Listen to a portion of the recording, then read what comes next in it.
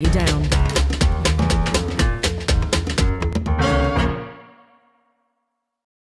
Welcome back to even more Daily Rundown with me, Dan Morfitt, and our guests this evening, Drew Tosh and AJ Hill. Our next story is the never-ending story. Do you want to sing? No, you're all right.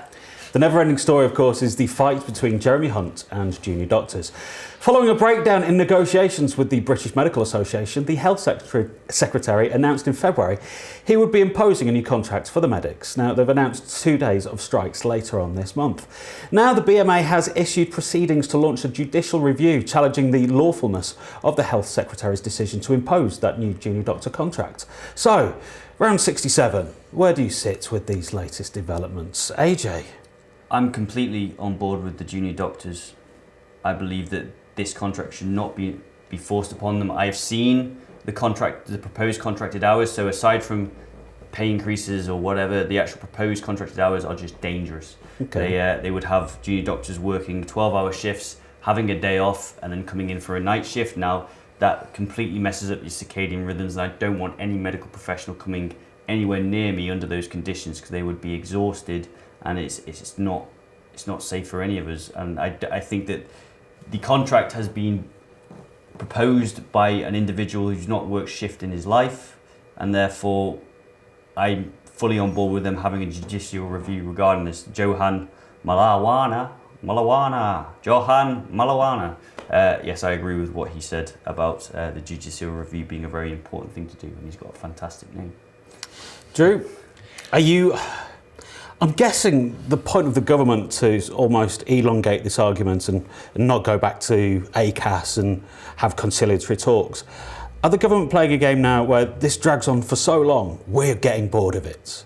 And when you get bored of something, you don't feel the same way. Your emotions get bogged down, your compassion goes. I don't think anything to do with NHS that would happen because we're all affected by it. We all go through it. We see friends, family, loved ones go through it. It's one of the most important issues. So no, I think it's fantastic if they can somehow challenge him and take him to court. That'd be brilliant. Can you imagine? Wouldn't it be even more exciting if somehow he's one of the people implicated in the money laundering thing as well at some point? Of course, we haven't seen any of those documents, so we cannot talk about them. I don't know.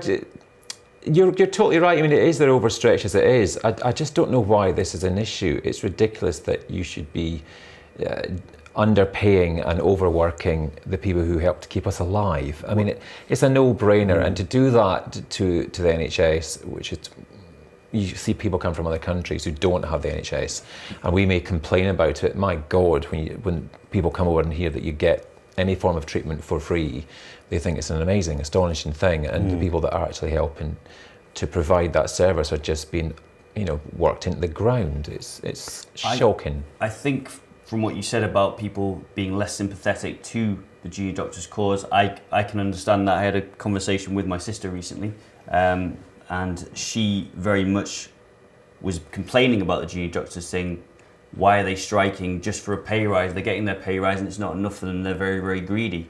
And I tried to explain, having seen the contract, having spoken to junior doctors, that they have concerns over the pay increase, including and not above the fact that their working hours will be to like 10 a.m. at night, saying that's your normal working hours, which means they're losing social life, which is, everybody needs a social life and deserves a social life. Especially a doctor. Yeah. On that then, do you think it is maybe a ploy by the government to almost create this vilification of the junior doctors, to create this atmosphere of them and us? Well, I think the discourse is actually very one-sided, so it could well be the discourse around this is coming from the junior doctors' camp. It's saying what's happening to us is unfair, and the government are remaining very quiet. Now, with Andrew Lansley, for example, when he was pushing through a lot of his reforms, he was very outspoken, and that gave him a very negative eye in the press. From publicly, he wasn't seen in a very positive light, whereas Jeremy Hunt generally is staying very quiet about these things. And he's not been at the forefront of even talking about it in Parliament and letting lesser ministers go up to the box. Indeed, this is the thing, whenever there are any articles like the ones that are out there in the paper today regarding this judicial review, Jeremy Hunt is mentioned, yes, but he's not actually giving his sort of side of the argument. He's just saying, look, we've put effectively what the government said, look, we've put our contract on the table, we've offered you a 13.5% increase rather than an 11% increase in your basic pay, although your overtime hours will be reduced. So that's a fairer contract from our perspective, and you're not accepting it. We forced it upon you. That's just typical arrogance, though, isn't it? It's not even trying to see. I think somebody who's got the incentive to put that out there, weekend shift, go and work there for a weekend or a full week, and you see what they do. You see what they have to work in. But it's not a job, is it? It's a vocation that people. It is a vocation, and that's the danger when sometimes it becomes harder to survive in that industry.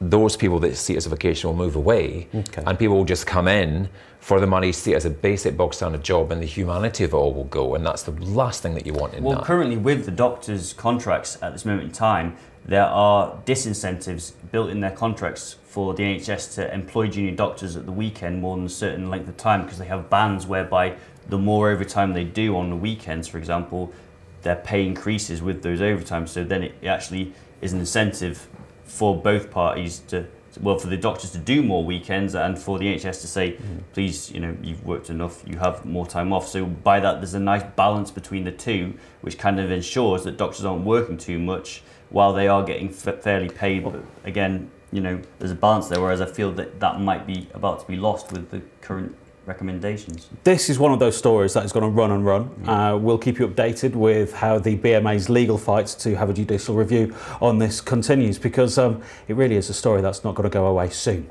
Finally, for this part of the show, the great reverse migration has started from Greece back to Turkey. Yes, Turkey, I can say it properly now. After the EU deal to end the recent mass migration from nations such as Syria has started. So it's now a one in, one out policy, where for every Syrian migrant returned to Turkey, the EU is to take in another Syrian who has made a legitimate request. So Europe now has a door policy, like a nightclub. Also, deportations of other nationals has increased, with Pakistanis, Iraqis, Afghanis, Moroccans and Sri Lankans among some of the number expelled from the EU. So what do you think of this then, Drew? One in, one out. It's like some sort of migrant hokey-cokey, isn't it? Yeah, stick one in, stick one out. It's just reducing people to numbers, and it's almost as if they're counting them in and counting them out again, and not caring about situations or. Okay, it's back to the loss of humanity in the whole thing, and what are the conditions that dictate someone is allowed in or whatever? Who make a legitimate request and being shot at on a daily basis? I think that's pretty legitimate, But surely Angela Merkel, who was at the forefront of this negotiation with Turkey, she had to do something. The number of people coming across from Syria, from war-torn Syria, wasn't just bad for Europe and migration, but bad for the Syrians as well, because people weren't processing them properly. There was no key statistics. People were just running amok across borders, weren't they? I think so. It's such a difficult thing to talk about, because if you try and say something practical, it can come across as negative or insensitive or unfeeling. But I mean, there was so much talk at the start of all this that we're sympathetic, but where can they all go? How can we possibly make room for all these people? And it's a difficult one, because there isn't that much room in certain places, but you still have to think, well, yeah, but look what they're living and look at the conditions, the fact that their lives on the line every day. It makes it very hard to not look at the practical side. So in a way, saying that they take away the humanity and they're saying the numbers, I suppose you could also say, but there's no other way of doing it. It is a practical, you have to make practical decisions, I suppose. If you get too into the humanity of it all, you'd just take everybody, and that probably wouldn't help either. But I don't know what the answer to this is. I have no idea. I wouldn't begin to. It's difficult because people are concerned, just the general populace of Europe are very concerned about this. But I mean, it's not said enough that the majority of Syrian refugees are in Africa and they're not in Europe. So there are millions of refugees displaced across Africa, whereas there's only, about a million or just over a million refugees. But surely it's a good thing, though, that Merkel in these negotiations and the EU have actually come up with a policy without just letting people in. I agree, but one of the issues that we have had with this whole crisis is that originally it was called the migrant crisis. Now, the thing about a migrant's legal status is extremely different to a refugee's legal status. With a refugee's legal status, you can't just say go away. You have to actually, process them and really look after them and make sure they are protected. They are protected by UN law, but whereas a migrant has a different legal status. But that's what they're doing in this. They're going through the process of seeing people who need asylum away from war-torn Syria and under fear of their lives. And there's the migrants, Moroccans, Sri Lankans, Pakistanis, that have been sent back because they've sort of come in through this wave to almost take advantage of somebody else's poor situation. This is good that Europe are doing this. I would hope so, but the problem is that I have a fear. My concern with this is it might well just be political doublespeak, and they just start labelling people who are refugees as migrants. Now, it is a good thing that we are trying to ensure that the people coming through there is an important do require assistance, but at the same time, we have last year alone 49% of refugees were Syrian. There were 8% that were from Iraq, and Afghanistan was 21%. So these are countries which we have created war in. As Europe, and the UN, we have gone into these countries, created war, and these people are fleeing that war. But we can't always take that approach because Europe are actually doing something. Surely it should be a worldwide approach. North America taking people. Africa has the most amount of. The Middle East taking numbers in. Yeah. At least Europe's put in a process now. And some administration. It sounds really boring and tedious because it is, but they're doing some administration to make sure that the right people get through. Well, hopefully so, but a one-in, one-out policy sounds like a very elongated process, and there are refugee camps, just tents. Yeah. They're just tents in Greece and in Greek countries. That's all they're living in. When it's one in, one out, and there's tens, hundreds of thousands, it's going to take a long time. Right, I think for this part of the show, it's all we can manage for now. Drew and AJ can have a break. Next, we'll be chatting to singer-songwriter Amy Eckersley, and she'll be performing live on the Daily Rundown. Still plenty to come from us, so leave us here. Stick around.